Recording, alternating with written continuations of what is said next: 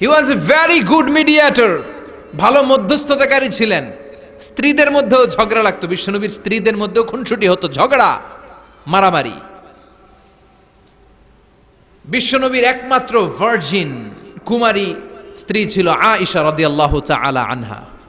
ওনার বাড়িতে বিশ্বনবীর আরেক স্ত্রী, খুব সম্ভবত হাফসা বা সফিয়া, কোন বর্ণনা এসেছে পায়েস, কোথাও এসেছে ঝোলওয়ালা তরকারি হাদিয়া নিয়ে আসছে, যে এটা আপনারা দিলাম। মা আয়েশা তরকারি দেখে রেগে গেলেন, আমার ঘরে তরকারি দিছো কেন, আমি রাঁধতে পারি না? আমি নিজ হাতে রান্না করে বিশ্বনবীরে খাওয়াবো। রেগে মেগে তরকারির ঝোল নিয়ে সফিয়ার বা হাফসার গালের মধ্যে মেখে দিয়েছে। হাফসা যে বিশ্বনবীর কাছে বলি, ইয়া রাসূলুল্লাহ, কুমারী বউ তো আদর করছেন বেশি, লাই দিয়া কই তুলছেন দেখেন। ও নবী, আমি পায়েস নিয়েছিলাম আর ঝোল করা তরকারি নিয়েছিলাম, ভেবেছিলাম আপনিও খাবেন, আয়েশাও খাবে। আয়েশা কয়, আমি কি রাঁধতে জানি না, নিয়ে আসলা কেন আমার ঘরে, দিলা কেন? আমি রাঁধতে জানি, নিয়ে যাও। শুধু আমার তরকারিটা প্রত্যাখ্যান করে নাই, তরকারির ঝোল আর পায়েস দিয়ে আমার গালের মধ্যে কসমেটিক্স বানায়া দিছে।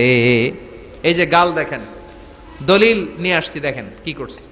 বিশ্বনবীর পদ্ধতি ছিল, বিচার কেউ দিলেই he never take any action, he never react anymore. কখনো উনি অ্যাকশনে যেতেন না, উনি দুই পক্ষের কথা শুনতেন। সুবহানাল্লাহ পড়েন। আর আমাদের বিচার করতে গেলে একজনের কথা শুনে আরেকজনের বাস আছে না নাই? বললেন আয়েশারে ডাকো। আয়েশা, এমন করেছো? করেছি। কেন করেছো? বললে, ইয়া রাসূলুল্লাহ, মাথাটা গরম ছিল,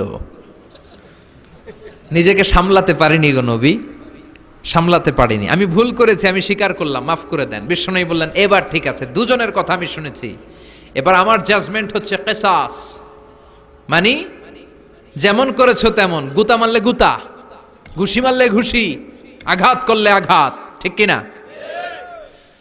হাফসাকে তুমি যেমনি ঝোল মাখিয়ে দিয়েছো, হাফসা তুমিও বাটি থেকে ঝোল নিয়ে আয়েশার গালে পলিশ করে দাও। হাফসাও সুযোগ পাইয়া ঝোল নিয়ে মাইখা দিছে। এবার দুইজনের গালে কসমেটিক্স। বিশ্বনবী মুচকি হাসলেন, আরশের উপর থেকে খুশি হয়ে গেল কে? এটা হচ্ছে বিশ্বনবীর বিচার করার বুদ্ধিমত্তা। হি ওয়াজ এ ভেরি গুড মিডিয়েটর।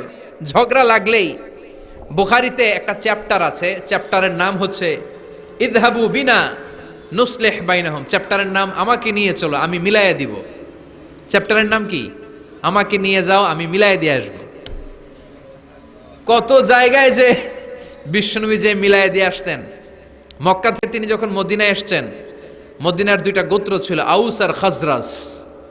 এদের এই দুই গোত্রের মধ্যে 100 বছরের মারামারি, 120 বছরের যুদ্ধ, কেউ থামাতে পারে না। থামাতে পারবে কি করে? বাবা যখন মারা যায়, ছেলেরা বলতো, আমারে মারছিল, তোরাও মারবি। কেউ যখন ইন্তেকাল করে ওসিয়ত করে যেত, আমারে কোপাইছে, তোরাও কোপাবি, কোপায়া সাইজ করে ফেলবি।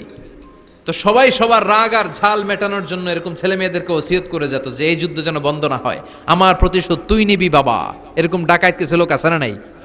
দাউ দাউ করে আগুন শুধু জ্বালাতে চায়। 120 বছরের যুদ্ধ কেউ থামাতে পারে না। বিশ্বনবী মক্কা থেকে মদিনায় হিজরত করলেন। মদিনায় যে উভয় পক্ষের নিয়ে বসলেন, উভয় পক্ষের সব কথা শুনলেন। এরপরে কথা শোনার পরে মাত্র 7 দিনের ব্যবধানে বিশ্বনবী 120 বছরের যুদ্ধ মিটায়ে দিলেন। এতদিন পর্যন্ত নিয়ম ছিল, আউসের কেউ খাজরাজের কোনো মেয়ে বিয়ে করে না, খাজরাজের কোনো ছেলে আউস থেকে মেয়ে নেয় না। ওদের আনন্দ ওদের মতো, এদের আনন্দ এদের মতো। এই মিলিয়ে দেওয়ার পর থেকে আউস আর খাজরাজের মধ্যে বিয়ে করানোর ধুম পড়ে গেল। এরা কুরবানির গোশত নিয়ে আউসের এরা খাজরাজের বাড়িতে দিয়ে আসে, খাজরাজের এরা আবার ওট জবাই করলে বড় রান দিয়ে আসে আউসের কাছে। সুবহানাল্লাহ পড়েন।